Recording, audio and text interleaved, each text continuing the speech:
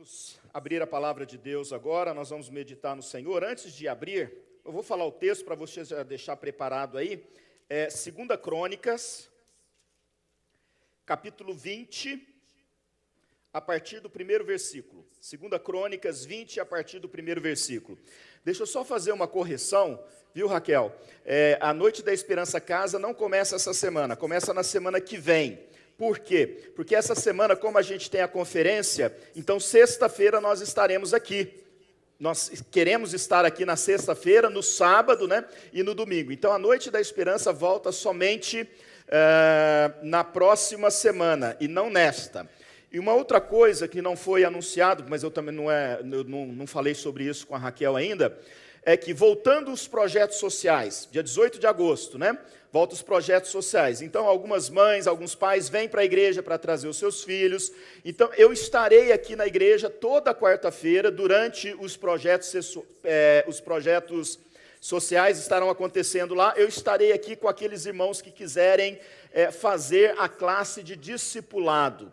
Essa classe de discipulado tem como objetivo preparar pessoas para serem batizadas, se familiarizarem com as principais doutrinas da igreja cristã e da nossa igreja, de acordo com a nossa confissão de fé, e também ensinar, falar sobre vida cristã, principalmente para aqueles que estão começando. Porém, alguém comentou, e tendo em vista que muitos irmãos que já estão na caminhada há muito tempo, que já foram batizados, estarão aqui, essa classe está aberta para quem quiser participar. Então, toda quarta-feira, né, ou simplesmente para retomar aí o conhecimento que já tem, aprender mais da palavra de Deus, relembrar as coisas, ou para se preparar mesmo para o batismo. Na quarta-feira, quando começar, no dia 18 de agosto, eu estarei aqui. Você que tiver interesse, você que está me ouvindo aí em casa também, você pode mandar uma mensagem para mim no WhatsApp e falar: pastor, eu quero fazer, eu quero participar, e a gente vai passar as recomendações aí,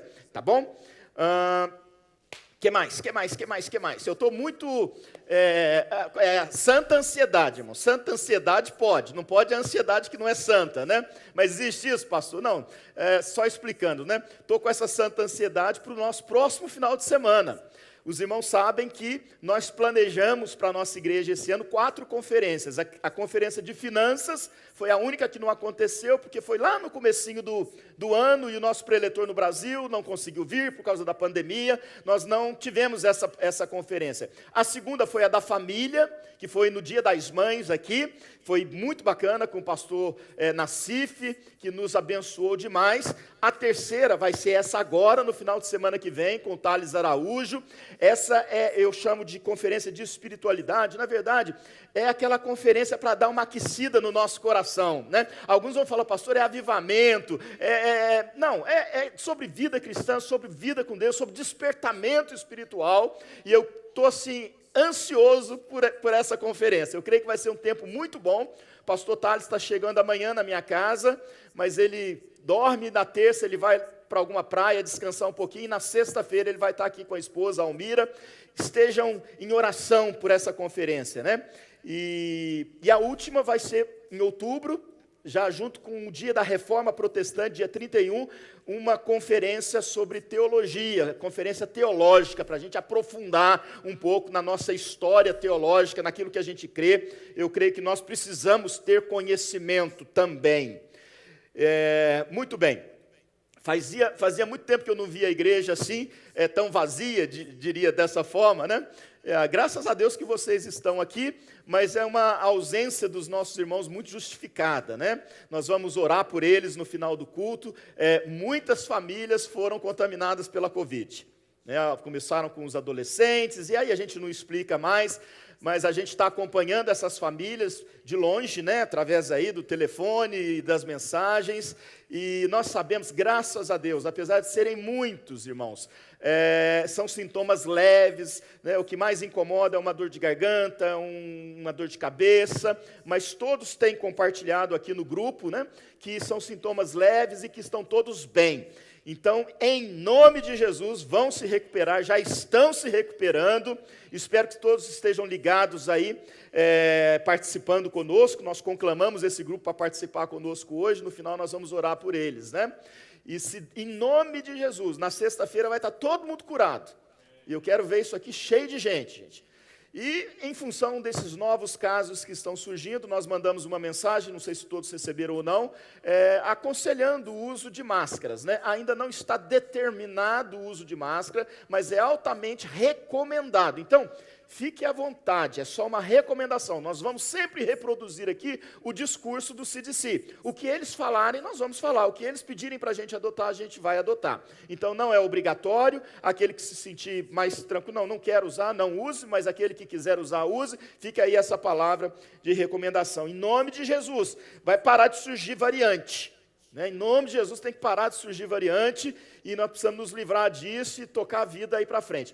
Para os adolescentes que foram para o acampamento, alguns confirmaram a fé em Jesus, se entregaram a Jesus ali.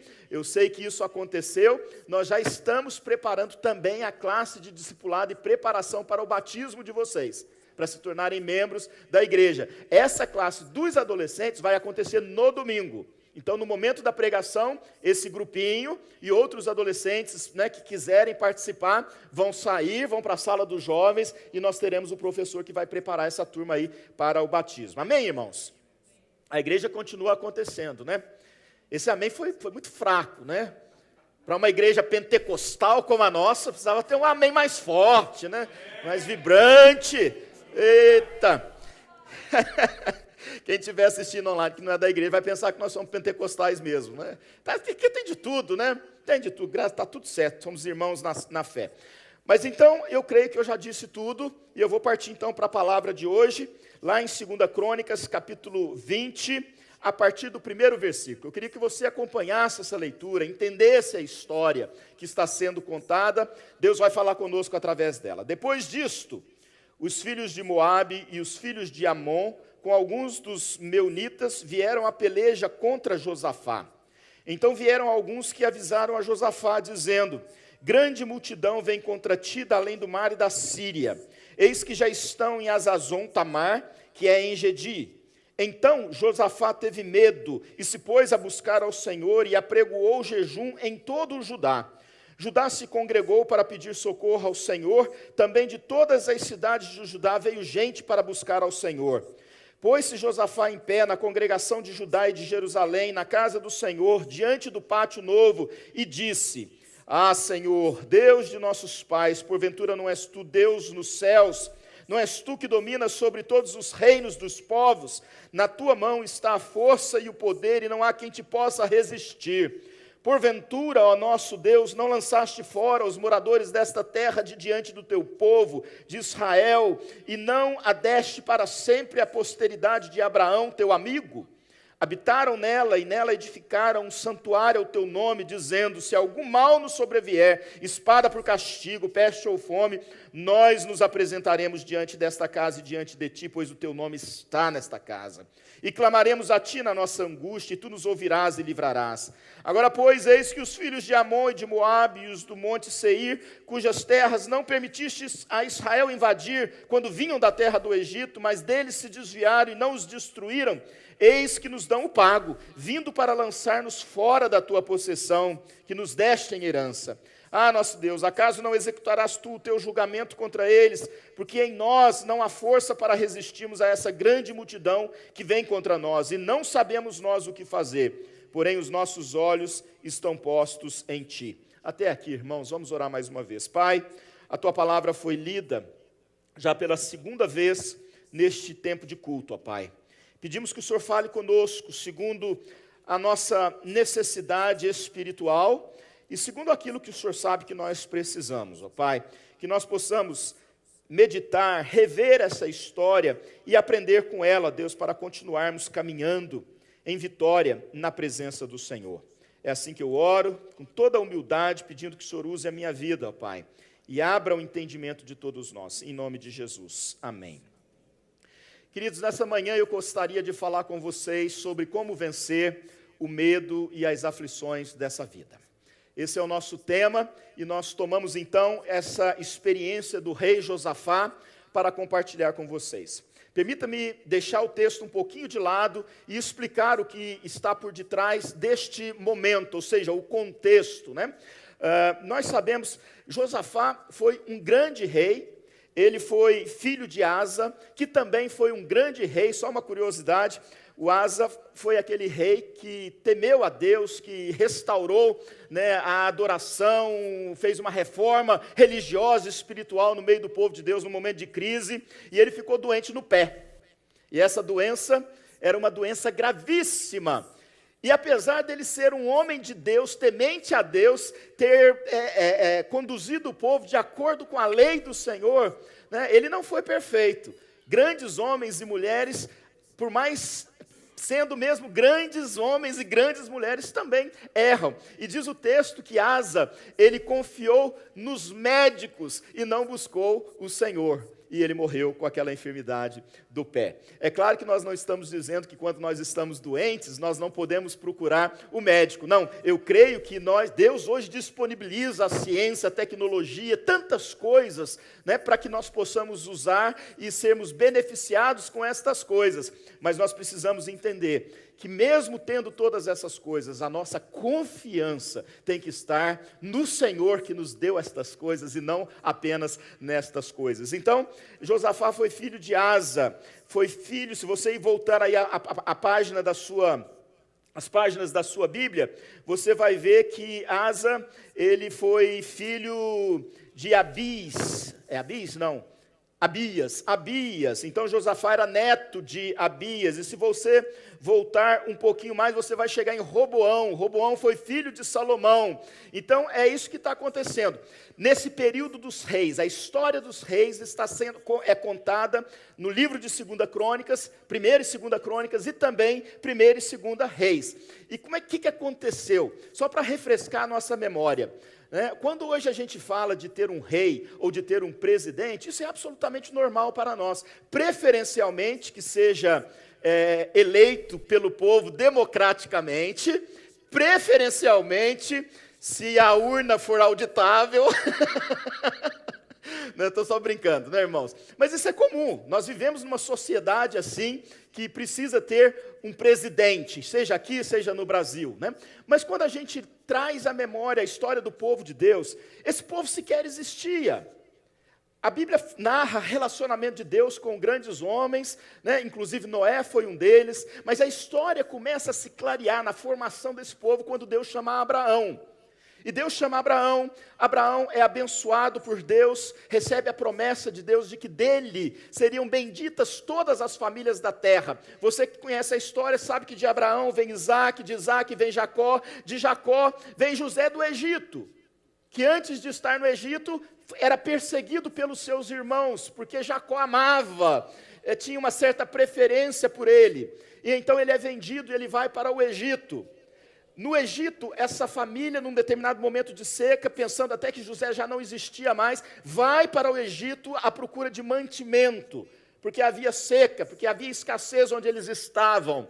E eles se deparam então com José, que se transformou, ou que veio a ser um grande homem no Egito, um homem poderoso. Eles até temeram José e falaram, agora ele vai nos vingar. Mas isso não acontece, de modo que toda a família de Jacó vai para o Egito, e essa família começa a crescer, vai se multiplicando, e vai se tornando um grande povo, ao ponto dos egípcios temerem a força dessa família, e colocarem sobre eles julgos pesados, oprimirem com trabalho pesado e escravo, até que Deus ouve o clamor dessa família que já é um grande povo, uma multidão, e levanta Moisés. Moisés vai, é a boca de Deus, tira o povo do Egito e vai conduzir o povo no deserto para a terra prometida, essa terra onde agora Josafá é rei, onde Roboão foi rei, Salomão foi rei. Mas como é a história do primeiro rei? Num determinado momento esse povo busca Samuel, o profeta, e diz, olha, nós queremos ter um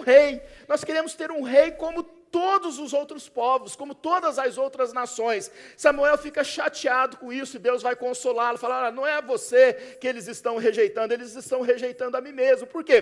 Porque até aquele momento, por mais que Deus levantasse líderes, como Moisés, foi o grande líder do povo de Deus, não havia essa figura de um rei, né, que tomasse as decisões.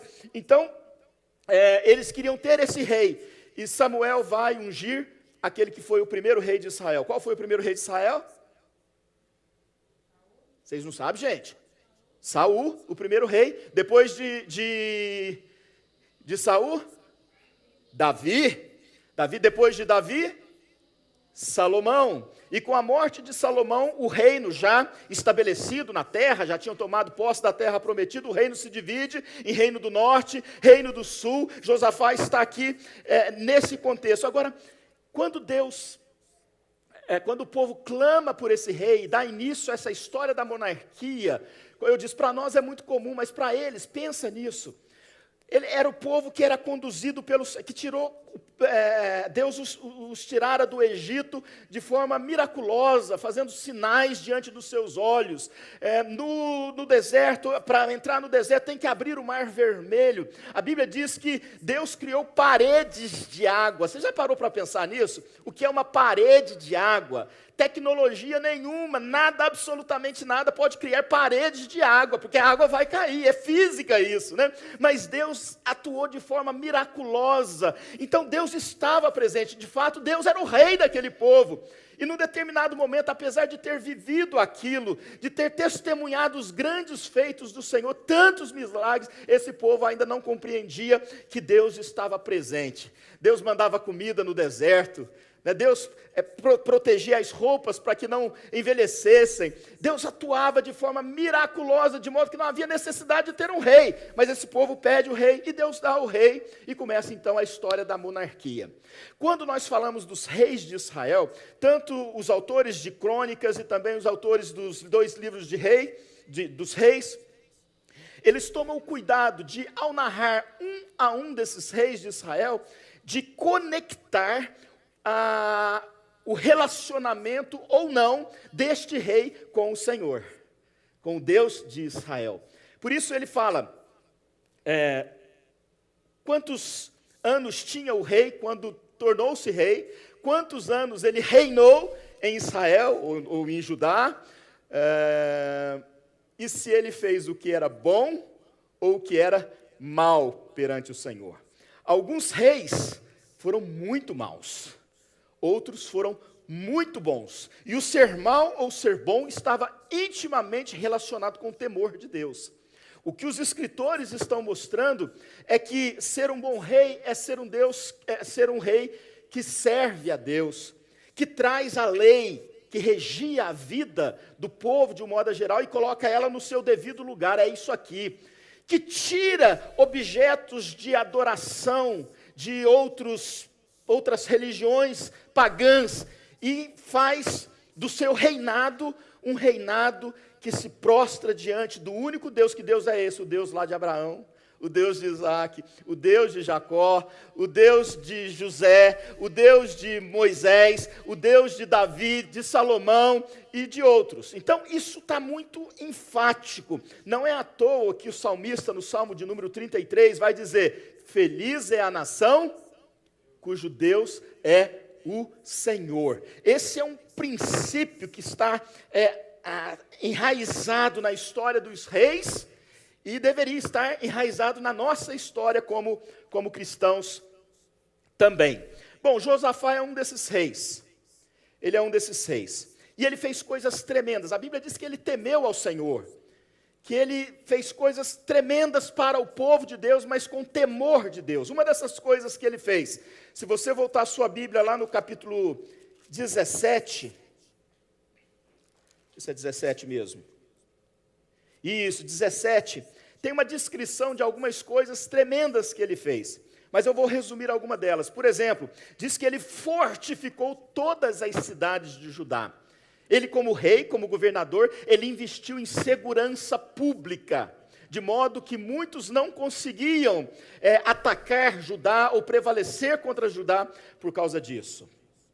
A Bíblia diz que ele foi próspero, que Deus o abençoou de sobremaneira, de modo que ele foi um grande gestor de economia, de recursos, de modo que não havia escassez no seu reinado, e todos recebiam a sua porção.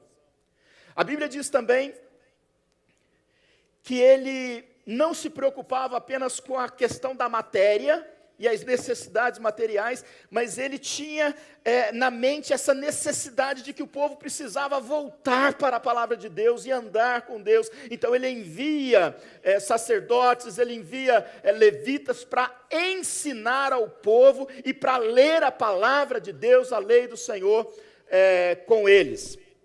Então Josafá foi esse rei. Ele reinou por 25 anos. E diz a Bíblia que ele fez o que foi reto diante do Senhor. Foi reto diante do Senhor. Quando nós chegamos aqui no capítulo 20, já caminhando para o final da história dele, diz que os de Moabe, os filhos de Moabe, os filhos de Amon, se levantaram contra o reino de Judá. Se até então nenhum povo se atrevia a ir contra Judá, porque sabiam que Deus estava com Judá e os protegia, nesse momento os filhos de Amon e os filhos de Moabe decidem pelejar, lutar contra o reino de Judá, contra Josafá. E Josafá, a despeito dos seus recursos, a despeito de quem era, diz o texto que ele teme, ele fica com medo. Diz o versículo 3, então Josafá teve medo.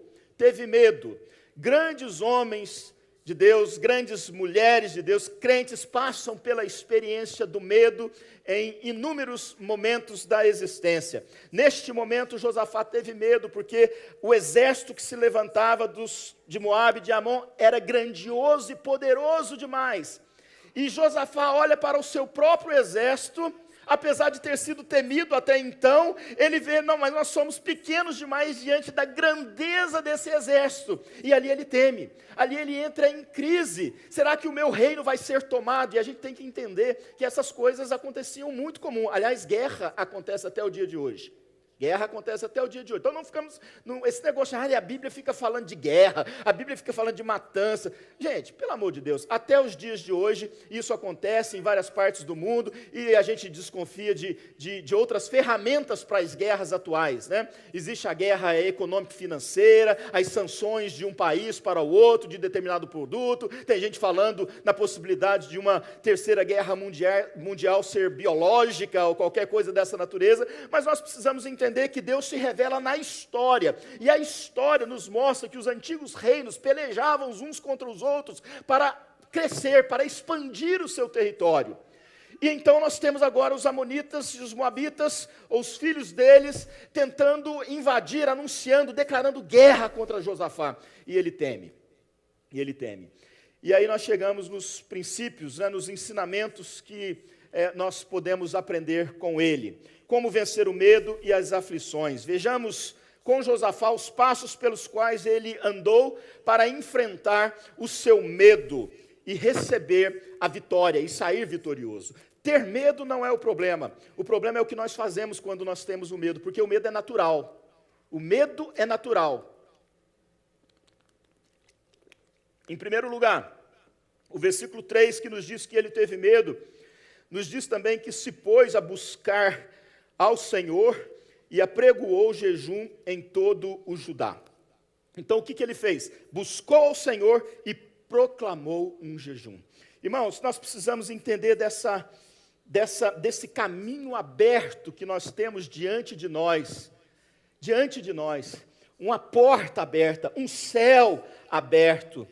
Em Cristo Jesus, a nossa comunhão com Deus, o Pai, foi restaurada. Isso significa que nós temos acesso à presença de Deus. E agora há pouco eu orava e meditava sobre a nossa pequenez, e ainda assim Deus se importa conosco, Ele quer ouvir as nossas orações, Ele olha para nós, Ele vê o que está acontecendo, Ele sabe da história de cada um de nós, Ele sabe se o dia hoje é de alegria ou se o dia hoje é de tristeza, Ele conhece todas essas coisas. Certamente Deus sabia o que estava acontecendo, Deus sabia o que estava acontecendo com Josafá, Deus sabia do medo de Josafá de ter que enfrentar aquele exército e ser destruído, e há situações em que as lutas parecem serem grandiosas demais para nós e nos sentimos incapacitados.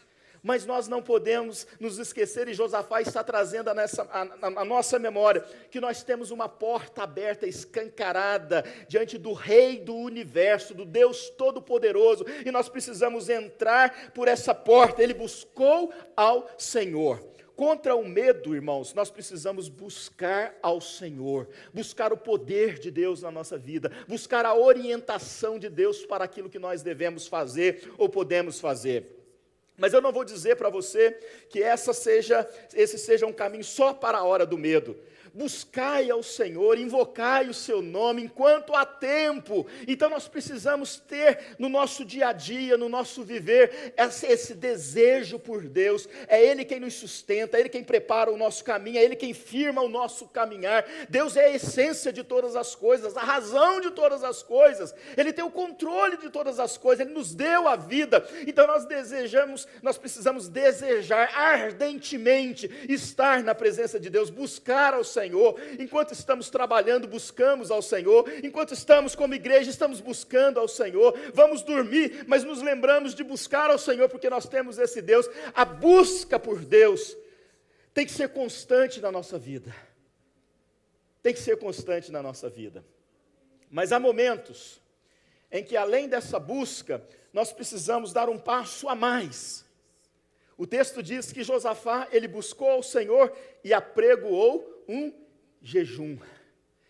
Ou seja, existem certas situações específicas na nossa vida, que nós precisamos ir além do buscar simplesmente com a oração e a entrega da oração, mas nós precisamos tomar algumas atitudes a mais em função daquilo que está acontecendo especificamente.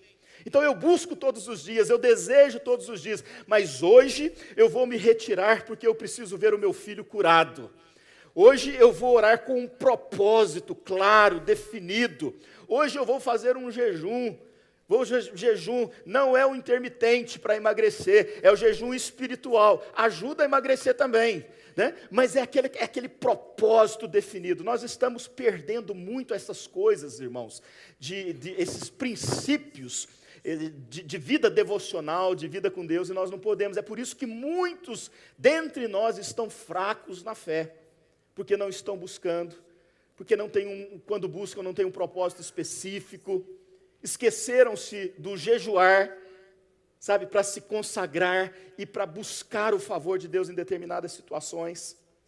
Então, há momentos que você precisa dar um passo além, não é só o buscar de forma genérica como nós falamos, mas é o buscar intenso por causa de uma determinada situação. Se você vive uma determinada situação que tem roubado o teu sono, tem tirado o teu sono, que tem gerado medo, e você está falando, eu não sei o que vai acontecer, como será, é hora de você buscar ao Senhor, para Ele te fortalecer. Faça um dia de jejum, sabe? Fala, Senhor, eu quero tirar as coisas que me dão prazer, para eu experimentar mais e mais e mais o Senhor na minha vida. Vem me fortalecer, vem me curar, né? Vem resolver essa situação.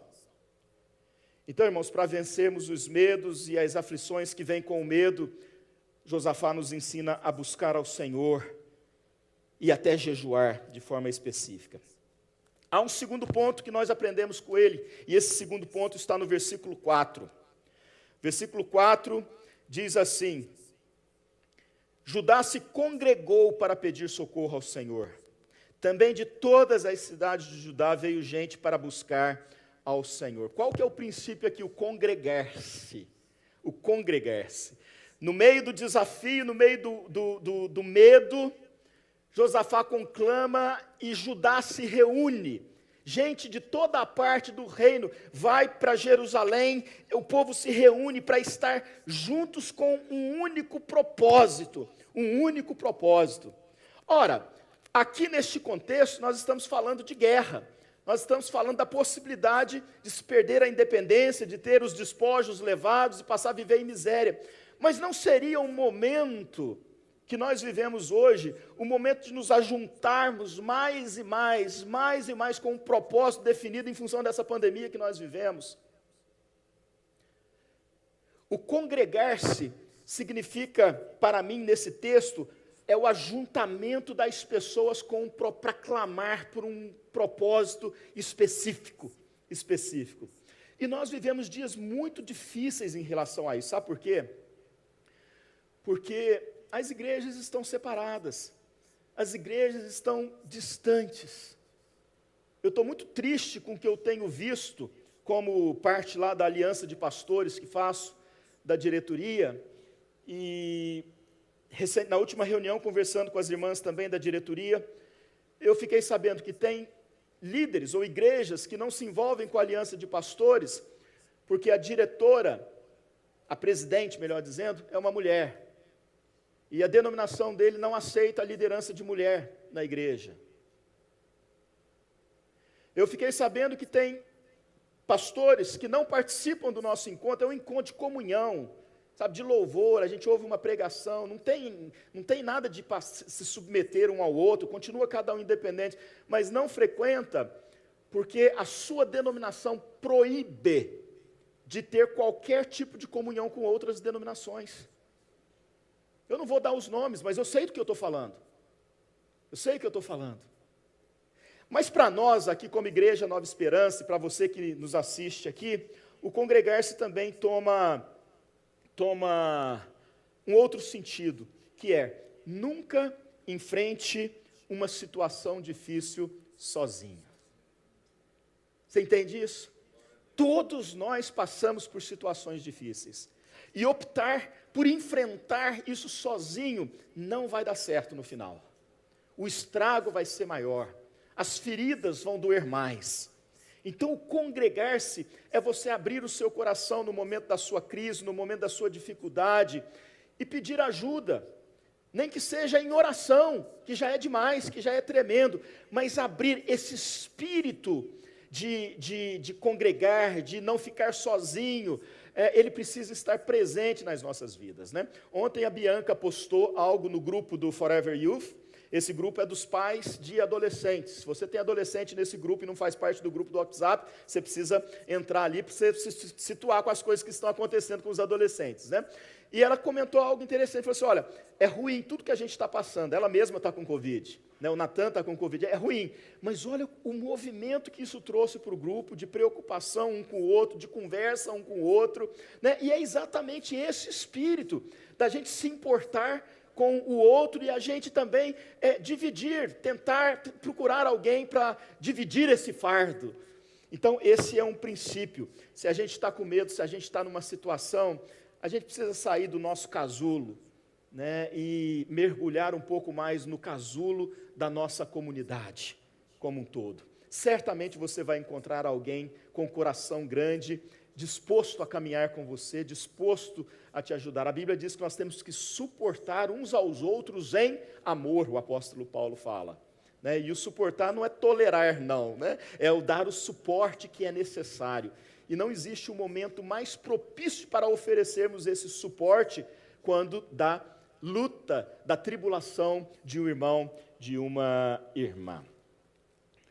Muito bem. Primeiro lugar, buscou ao Senhor e proclamou um jejum. Segundo lugar, congregou-se, ajuntou com um propósito, todos unidos, um ajudou ao outro e ao seu companheiro disse, esforça-te, está lá em Isaías. Terceiro lugar, reconheceu a soberania e as obras do Senhor. Olha só que coisa linda, versículos 5 a 7. Pôs-se Josafá em pé na congregação de Judá e de Jerusalém, na casa do Senhor, diante do pátio novo, e disse, ele vai fazer uma oração, ele vai começar a conduzir o povo a orar. E olha que oração linda. Ah, Senhor, Deus de nossos pais. Ele não está falando com Deus qualquer, ele sabe com quem ele está falando. Ele conhece a sua história, ele conhece a história da sua fé. Ele não é um inventa coisa, não, é uma fé que tem sido compartilhada por anos, por séculos, por décadas, por séculos. E ele fala, ah, Senhor, Deus dos nossos pais, porventura não és tu Deus nos céus? Ele é Deus nos céus. É uma expressão para dizer a grandeza, para explicar a grandeza de Deus e o controle de Deus sobre todas as coisas. E ele continua, não és tu que dominas sobre todos os reinos dos povos? A Bíblia diz que Deus, Ele estabelece reinos e Ele acaba com os reinos. Ele pode usar muitos caminhos, muitos meios, inclusive o nosso voto, para colocar alguém no poder ou para tirar alguém do poder. Mas o que Josafá está declarando, reconhecendo essa soberania de Deus e as obras dele, né? E ele vai dizer então, não és tu Deus no céu, não és tu que dominas sobre todos os reinos dos povos. Na tua mão está a força e o poder. Força e poder. E não há quem te possa resistir. Olha que declaração de fé. Esse homem está dizendo, olha, qualquer um que levantar contra o Senhor vai perecer. Qualquer um que tentar ser mais forte do Senhor vai se revelar fraco. Não existe como lutar, não existe como resistir. Quando Deus quer fazer algo, Ele faz, e Ele não pede permissão para mim, não pede permissão para você. Ele é dono de todas as coisas, Ele faz o que Ele quer, Ele constrói reinos, Ele destrói reinos. Ele tem todo o poder e toda a força para fazer isso. Ele não precisa da autoridade, de receber autoridade de ninguém. Por quê? Porque Ele tem todo o poder. E Ele não precisa sequer da ajuda de ninguém, por mais que Ele use pessoas, porque Ele em si mesmo tem toda a força, a plenitude da força. Quem é que é capaz de repreender os ventos, a força dos ventos do mar? Quem é capaz de abrir o mar, abrir o rio para que o seu povo passe intacto? Quem é capaz de ressuscitar o morto? É esse Deus que tem todo o poder e toda a força. E Josafá continua, porventura, ó nosso Deus, versículo 7, não lançaste fora os moradores desta terra de diante do teu povo de Israel, e não a deste para sempre a posteridade de Abraão, teu amigo? Que coisa linda! Não foi o Senhor quem nos deu, não foi o Senhor que nos prometeu ao nosso pai, lá no passado, uma terra que mana leite e mel. Não sabíamos onde era essa terra, fomos conduzidos, o Senhor é que foi o nosso GPS, o Senhor nos levou para o lugar, nos mostrou a terra, nos deu força para enfrentarmos os povos que daqui tínhamos que tirar. O Senhor nos deu, porque o Senhor é o dono, fez como quis fazer. É esse Deus. Sabe, irmãos, a gente precisa parar de olhar para Deus como se Deus fosse fraco. A gente precisa parar de olhar para Deus como se existisse impossível para Deus. A gente precisa parar de olhar para Deus como se Ele não tivesse interesse na história da nossa vida. A gente precisa parar de olhar para Deus como se Ele tivesse mudado. A Bíblia diz que Ele não muda, Ele é o mesmo ontem, hoje e o será para todo sempre. A gente precisa parar de olhar para Deus como se Ele não se manifestasse mais no meio do teu povo, porque cessaram os dons espirituais. Deus não faz milagres, mas tudo isso era na época apostólica e hoje não existe isso mais. Não, existe, meu irmão. Nosso Deus não muda. Ele continua dando dons à sua igreja, Ele continua atuando no meio da sua igreja, Ele continua com o teu Espírito Santo tocando e quebrantando aquela mente mais dura, aquele coração mais duro que de repente tem os seus olhos abertos e percebe que o mundo não é mais do jeito que achava que era, porque tem um Deus agora que ele conhece. Esse Deus continua fazendo todas as coisas porque Ele é soberano, Em quarto lugar, a gente está indo para o final. Ele foi zeloso para com o nome do Senhor. Ele foi zeloso para com o nome do Senhor. Versículos 8 e 9 diz assim, habitaram nela, está falando da terra que Deus deu, habitaram nela e nela edificaram um santuário ao teu nome. Edificou um santuário para dar honra ao nome de Deus, para a memória do povo jamais esquecer quem é que o trouxe, quem é que o deu àquela terra. Então edificaram esse santuário, esse lugar de adoração ao teu nome, dizendo, se algum mal nos sobrevier, espada por castigo, peste ou fome. Olha que coisa interessante. É o povo da promessa, é o povo cuidado por Deus, mas é um povo consciente de que nessa vida maltratada, com pecados, impiedades e coisas, as coisas podem acontecer. E não é só coisa boa que acontece, coisas ruins podem acontecer. Vocês estão vendo? Ele fala isso nesse versículo. se algum mal nos sobrevier, espada por castigo, peste ou fome, nós nos apresentaremos diante desta casa e diante de ti, pois o teu nome está nesta casa. E clamaremos a ti na nossa angústia, e tu nos ouvirás e livrarás. Oh, aleluia, que coisa maravilhosa, irmão. Sabe, quando Jó vai passar pelo deserto do medo e da aflição, a mulher dele vira para ele e fala assim: amaldiçoa o teu Deus e morre. Aquela mulher não soube honrar o nome de Deus. No momento da crise, no momento da angústia, ela pecou contra Deus. Ela acusou o próprio Deus. Ela julgou as atitudes de Deus para com a casa de Jó. E o que Jó falou para ela? O Senhor o deu, o Senhor o levou, tirou, tomou. Bendito seja o nome do Senhor. Queridos, a gente tem que tomar muito cuidado quando a gente briga com Deus. A gente tem que tomar muito cuidado quando a gente emburra com Deus. A gente tem que tomar muito cuidado quando a gente ergue a nossa voz contra Deus, porque alguma coisa está dando errado, ou alguma coisa deu errado. Como se Ele não tivesse força, palavra, como se Ele não fosse fiel. A gente tem que tomar muito cuidado, a gente tem que zelar do nome de Deus e honrar. É aquilo que nós cantamos: se Deus fizer, Ele é Deus; se não fizer, continua sendo Deus. Se algum ímpio te levantar o dedo, pôr o dedo em riste e falar assim: onde está o teu Deus que te permite passar por isso? Você tem que falar: o meu Deus está comigo, passando por isso comigo, me sustentando, e não abaixar a sua cabeça envergonhado, como se o ímpio tivesse razão e você não tivesse razão na sua fé. Você está entendendo? Onde está o teu Deus? O meu Deus está comigo todos os dias da minha vida. Ele está comigo nos dias de alegria, Ele está comigo nos dias de tristeza. E quando eu estou me sentindo fraco, Ele está comigo, Ele me fortalece. Quando eu estou me sentindo forte demais, Ele manda eu baixar a bola, porque a glória é somente dEle. Ele está comigo. Então precisamos aprender com Josafá a honrar o nome de Deus e não voltar atrás. Quinto e último lugar, Josafá declarou e admitiu sua dependência de Deus e a sua confiança no Senhor. Versículo 12 diz: nosso Deus, acaso não executarás tu o teu julgamento contra eles? Presta atenção nisso que ele vai falar agora, porque em nós não há força para resistirmos a essa grande multidão que vem contra nós. E não sabemos nós o que fazer, porém os nossos olhos estão postos em Ti.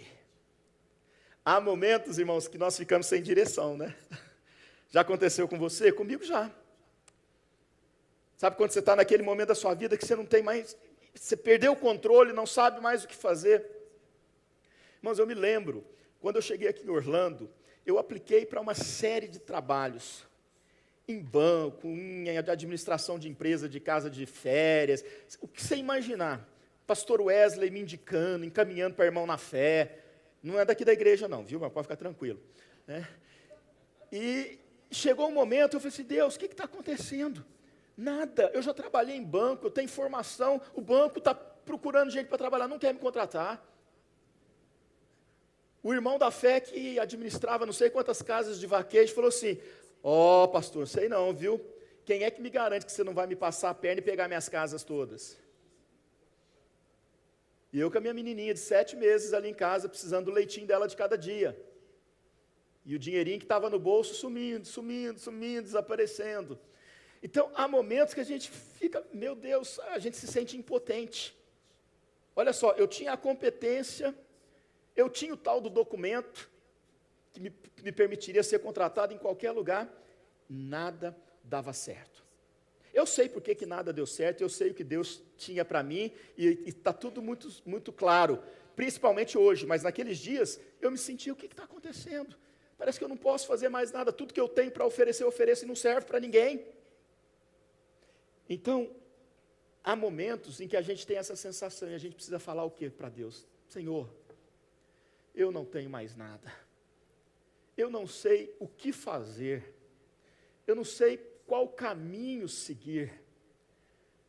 A única coisa que eu tenho agora para dizer para o Senhor é que os meus olhos estão postos em Ti. Eu creio, eu confio, e eu sei que o Senhor vai se levantar e me abençoar. Irmãos, no momento do medo e da aflição, Josafá buscou ao Senhor e proclamou um jejum. Josafá congregou o povo para que ninguém ficasse sozinho, enfrentasse uma situação sozinho. Ele reconheceu a soberania e as obras do Senhor. Ele foi zeloso para com o nome do Senhor. Talvez muitos começaram a questionar onde é que estava o Deus de Josafá, que estava permitindo aquele grande exército vir para destruí-lo. Mas ele foi zeloso desse nome. E ele declarou e admitiu a sua dependência e a sua confiança em Deus. Eu estou terminando, mas ficaria muito estranho se eu não falasse para vocês o resultado dessa história. Afinal de contas, o que aconteceu? Porque são essas coisas que me fazem crer, ou é esse resultado que me faz crer em tudo que eu falei aqui nessa manhã para vocês. A Bíblia diz que